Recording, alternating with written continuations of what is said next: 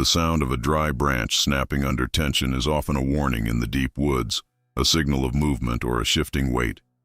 But in the heart of the Amazon, that sound can be deceptive. Imagine that sound, a sharp, crystalline crack, not coming from a tree, but from the skull of a black caiman. In the immediate aftermath, there is no roar of triumph, no frantic splashing. There is only a total, heavy silence that settles over the undergrowth like a thick fog. No music accompanies this moment, only the rhythmic, labored breathing of a predator that has just completed a masterclass in biomechanics. Nature does not kill with cruelty, it kills with physics. It is an exchange of kinetic energy and structural integrity where the loser simply ceases to function as a living organism. When the mechanical limits of a bone are exceeded, the life it protected is extinguished not by malice, but by the cold, indifferent laws of motion and force. To the casual observer, the Amazon rainforest appears as a chaotic battlefield, a green hell of tangled vines and hidden terrors where life and death are decided by chance. In reality, it is the world's most sophisticated laboratory of biological engineering. This is a place where every movement is calculated, and every kill is an exercise in maximum efficiency. We must shift our focus from the simple question of what hunts to the much more fascinating question of how the kill is mechanically executed. We are entering a world of specialized weaponry evolved over 5 million years for the most competitive ecosystem on the planet. This is not about the drama of the hunt. It is about the engineering of the strike. Every apex predator we will encounter is a highly specialized piece of equipment designed to solve a specific problem. How to stop a heart or shatter a nervous system with the least amount of energy spent. This optimization is driven by a concept known as predatory niche partitioning. In the dense, multi-layered environment of the rainforest, survival depends on specialization. If every predator utilized the same strategy, the competition would be unsustainable, leading to injury or starvation for the victors and the vanquished alike. This is why a snake kills with a different physical logic than a cat, and why those differences are the very reason they can coexist. They have divided the biological market of the forest into distinct mechanical niches. One may dominate the water through high-voltage interruption, while another rules the canopy through high-velocity impact. This specialization ensures that each predator is the undisputed master of its specific method of execution. By avoiding direct overlap in their killing mechanics, these titans of the jungle have turned the Amazon into a perfectly balanced machine of destruction and renewal. Before we continue our investigation into these incredible biological machines, subscribe to the channel and tell us in the comments where you are watching from. Understanding the complexity of these animals requires looking at them not as monsters, but as the ultimate expressions of evolutionary precision.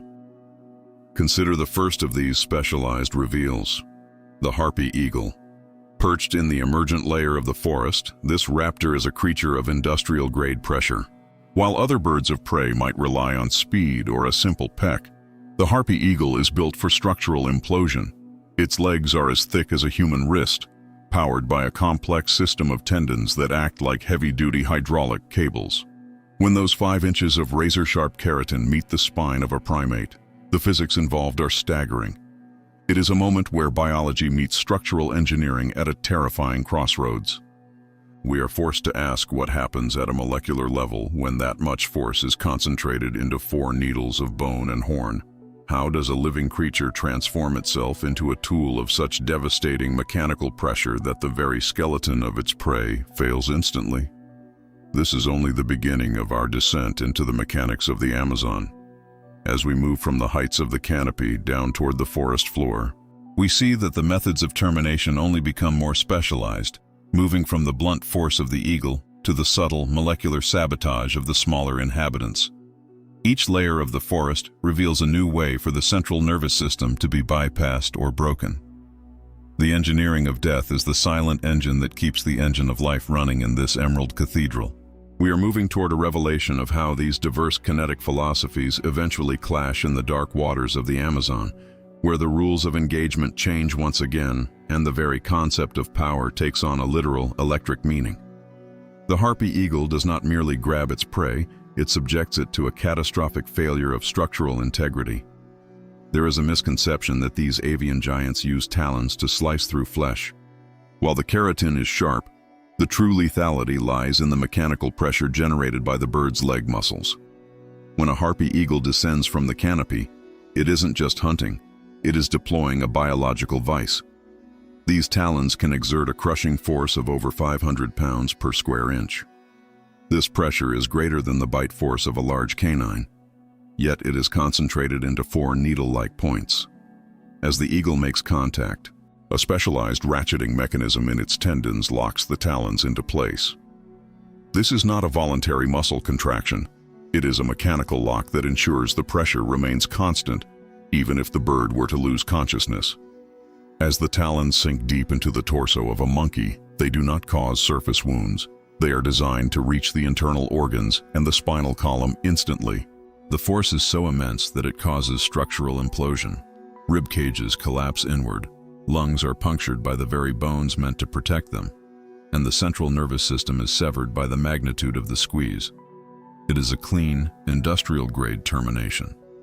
If the harpy eagle represents the pinnacle of mechanical force, the poison dart frog represents the zenith of molecular sabotage. Here, the kill mechanic shifts from the macro to the micro. A thumb-sized creature has abandoned the need for teeth, opting instead for a highly passive defense that has redefined the local food chain. The skin of these vibrant amphibians is coated in a cocktail of neurotoxins so potent that they bypass the need for an active strike. This is biological warfare at its most efficient.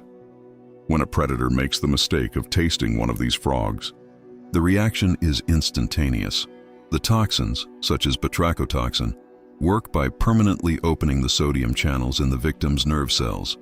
This prevents the heart and muscles from ever relaxing. The predator's nervous system is flooded with signals it cannot process or stop. It is a death by total physiological exhaustion. A single golden poison frog contains enough of this chemical payload to stop 10 adult human hearts. It is a passive kill. A silent, vibrant warning that even the smallest inhabitant can command the absolute cessation of life through the mastery of chemistry. Descending further into the leaf litter, we encounter chemical aggression in the form of the bullet ant. While the frog kills to avoid being eaten, the bullet ant uses its venom as a tool for tactical incapacitation. The weapon here is ponerotoxin, a neurotoxic peptide that targets the central nervous system with surgical precision. Unlike the fatal dose of the frog, the bullet ant's goal is sensory overload. The sting of a bullet ant is the most painful in the insect kingdom, described as a wave of burning fire that does not subside for 24 hours. The toxin works by interfering with the way nerves transmit pain signals, essentially locking the on switch of the victim's sensory receptors. The prey isn't necessarily killed by the sting. It is rendered completely unable to function. It is paralyzed by the volume of agony, its body consumed by a singular, overwhelming neurological scream. The predator is overwhelmed by the sensation of being consumed from the inside out. This allows the colony to coordinate and dismantle the incapacitated prey at their leisure. This is a method of control through neurochemistry, proving the mind can be a weapon as effective as any claw. As we leave the terrestrial and aerial realms, the nature of the kill evolves. The air and the soil are dangerous, but they are predictable. Beneath the surface of the winding Amazonian rivers, the rules of biology and electricity begin to blur. If the surface is dangerous, what lies beneath is a pure high-voltage nightmare for the victim. The transition from the forest floor to the opaque tea-colored rivers of the Amazon marks a definitive shift from chemical and mechanical force to the mastery of the invisible.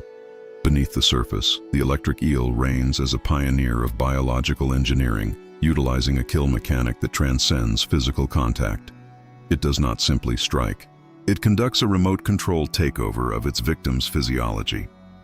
This process, often referred to as volcanism, is far more than a defensive discharge. It is an active hunting system built on the double pulse technique. In the murky depths where visibility is near zero, the eel sends out 2 rapid high-voltage bursts. These pulses act as a neurological probe, bypassing the prey's will and forcing its muscles to contract involuntarily. This sudden, violent twitch creates a ripple in the water, a signature that the eel detects with its specialized sensory organs.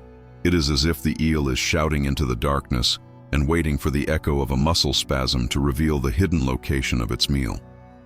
Once the prey is located, the eel delivers a terminal discharge of 860 volts generated by thousands of specialized cells called electroplaques.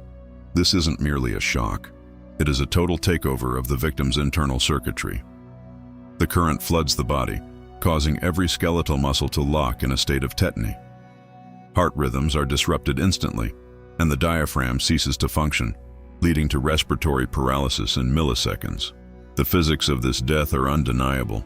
The eel has converted chemical energy into a literal lightning bolt within the water, ensuring its prey is incapacitated before it even realizes it is being hunted.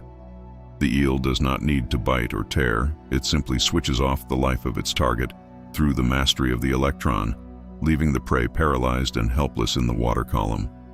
Contrasting this invisible warfare is the raw, mechanical violence of the black caiman. While the eel masters the nervous system, the caiman is a master of structural failure through the application of torque. The centerpiece of its predatory repertoire is the legendary death roll, a maneuver often misunderstood by casual observers. It is not a simple thrashing. It is a display of centrifugal force challenging the integrity of industrial machinery. When the caiman's jaws, which can exert a bite force of over 300 pounds per square inch, clamp onto a limb, the predator begins to spin its entire body with explosive power. By utilizing the density of the water as a fulcrum, the caiman creates a vortex of pressure.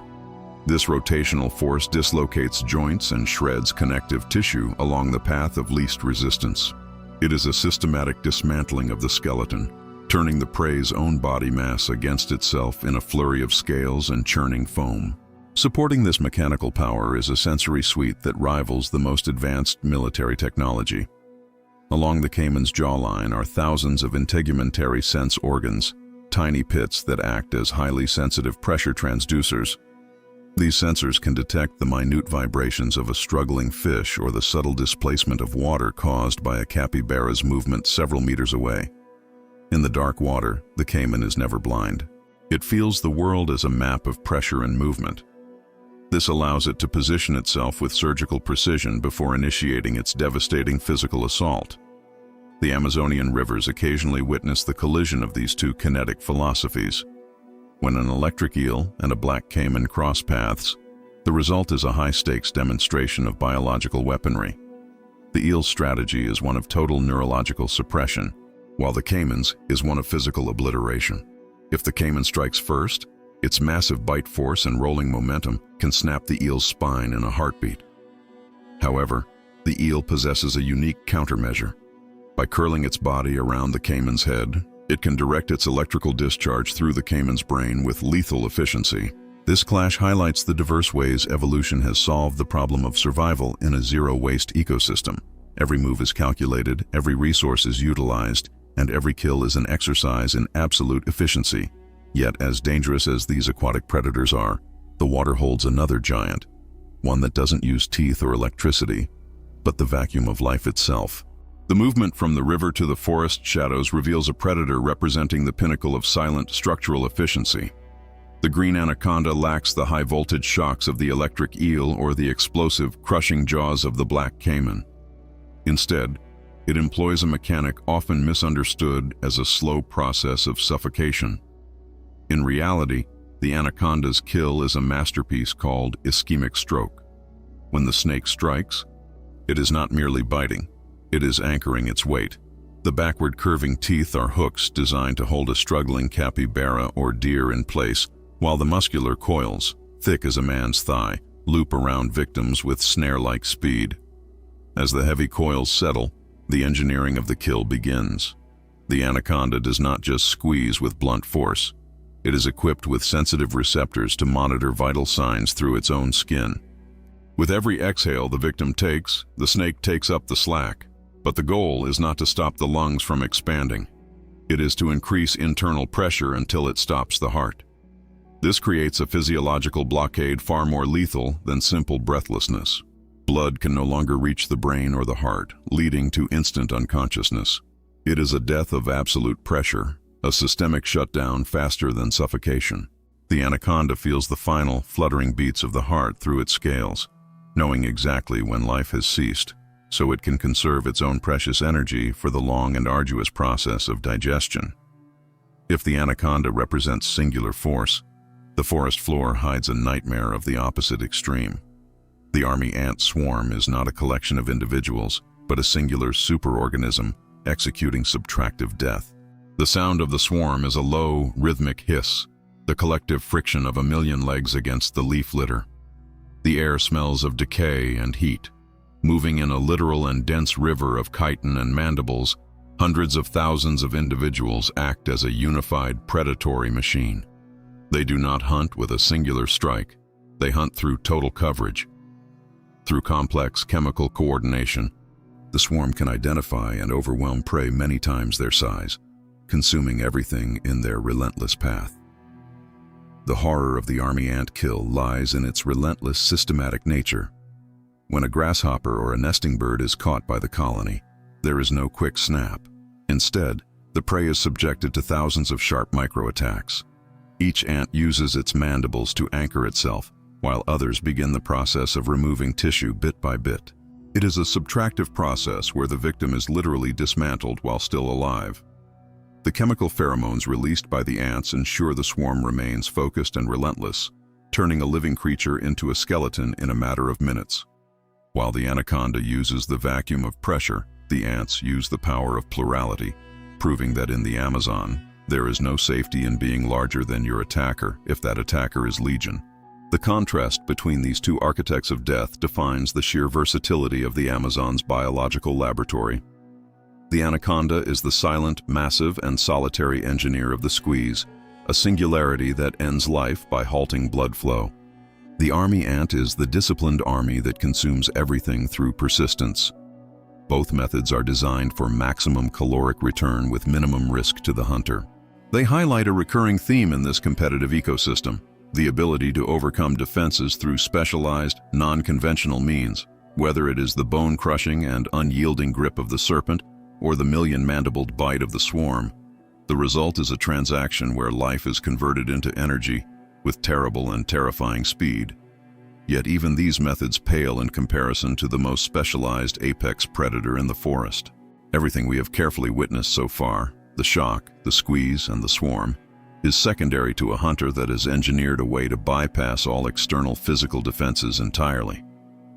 Deep in the green cathedrals of the forest, the silent and deadly paw pads of the jungle's ultimate and specialized engineer of destruction are moving through the brush, preparing for the most precise execution in the natural world.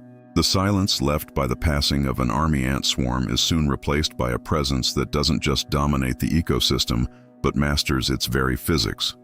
This is the jaguar, known scientifically as Panthera onca, and more accurately as the engineer of the jungle. In a land defined by specialized weaponry, the jaguar stands as the absolute apex, not because of its size alone, but because of a radical departure from feline evolutionary tradition.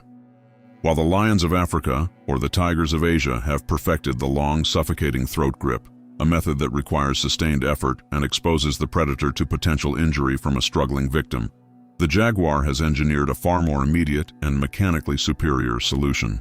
This divergence is rooted in pure biological architecture. The jaguar possesses the highest bite force to body size ratio of any big cat, a result of millions of years of specializing in the toughest prey the rainforest has to offer. Its skull is a heavy-duty frame, reinforced by a prominent sagittal crest that provides a massive surface area for the attachment of the temporalis muscles. These are the twin engines of the bite, capable of generating over 1,500 pounds of force per square inch. This isn't just about raw strength. It is about the physics of concentrated pressure. The temporal muscles are so large they have reshaped the cat's head into a broad, powerful block, allowing it to drive its canine teeth through materials that would shatter the teeth of other predators. When the jaguar bites, it doesn't just clamp down. It utilizes a specific anatomical vulnerability. Its teeth are structural penetrators designed to pierce the zygomatic arch or the temporal bone of the skull. This is not a hunt of attrition. It is a hunt of catastrophic system failure. The execution of this mechanic is a three-step symphony of precision. It begins with the stealth approach, where the Jaguar's paw pads act as masterpieces of acoustic suppression. They are capable of carrying a 200-pound frame over dry leaves with less noise than a falling feather, allowing the predator to close the gap to within a few meters. Step 2 is the leap, a sudden burst of kinetic energy that targets the most vulnerable point of the prey, the occipital bone at the base of the skull. This is where the engineering of the kill reaches its climax. Step 3 is the crunch. Unlike other predators that might struggle with a flailing victim, the Jaguar's bite delivers an instant mechanical shutdown of the central nervous system. By driving its teeth directly into the brain or severing the spinal cord at the brainstem, the Jaguar bypasses the struggle entirely. The sound of the bite is unlike any other in the wild, a dull, wet thud followed by the unmistakable crack of structural collapse. The prey does not die of blood loss or lack of oxygen. It simply ceases to function, its biological software deleted in a single audible snap of bone. Nowhere is this mechanical superiority more evident than in the Jaguar's relationship with the black caiman. In most ecosystems, a large crocodilian in its aquatic element is untouchable. Yet the Jaguar is the only big cat that regularly treats these armored reptiles as a primary food source. Watching a Jaguar dive into the murky river to tackle a caiman reveals the ultimate display of territorial dominance. The caiman is covered in osteoderms, bony plates that act as natural armor. Any other predator would find this an impassable barrier, but the Jaguar's bite is calibrated for such resistance. It targets the back of the caiman's skull, finding the precise point where the armor is thinnest and the brain is most accessible.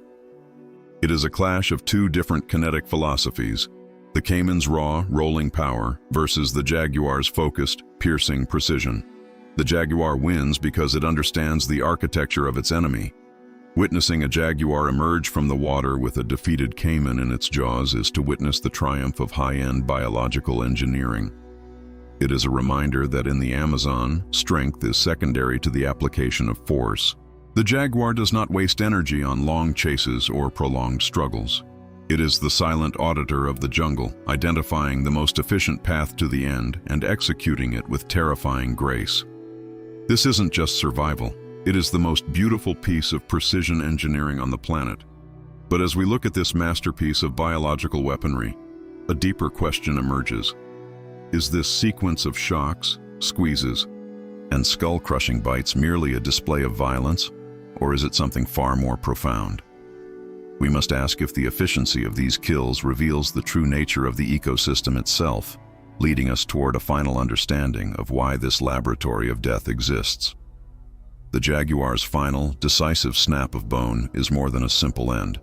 It serves as the definitive closing of a metabolic cycle in a system that refuses to tolerate the slightest waste. To look back at the diverse arsenal of the Amazon is to witness a library of biological solutions to a single, relentless problem: how to secure energy in a world where every organism is fighting to preserve its own. The Harpy eagle uses industrial-grade pressure to implode the internal structure of life from above, while the poison dart frog utilizes the subtle, invisible elegance of molecular sabotage to stop 10 adult hearts with a mere touch. These are not random acts of chaotic aggression.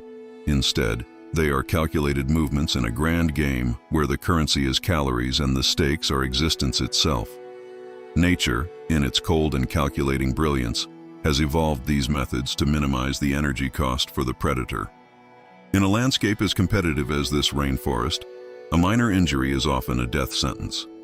A Jaguar cannot afford a long, dragging fight with a black caiman any more than an electric eel can afford to chase a school of fish through the weeds without a definitive plan.